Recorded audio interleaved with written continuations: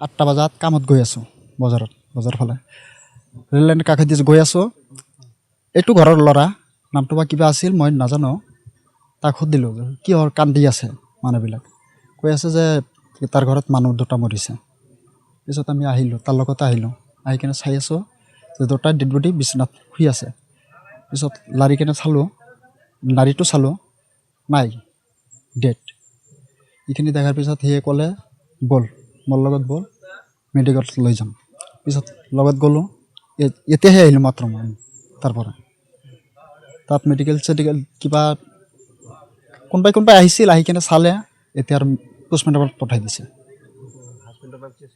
হাজবেণ্ডৰ নামটো মই পাহৰি গৈছোঁ নাজানো ইমান আমাৰ ঘৰত ইয়াত নহয় দুতৰিত এইখিনি মাত্ৰ এইটো ছাৰ মই ইমান নাজানো কি হৈছিল না হৈছিল এইটো মই নাজানো তাৰমানে তাৰ স্বামী স্ত্ৰীৰ ঘটনা আমিহে জানিব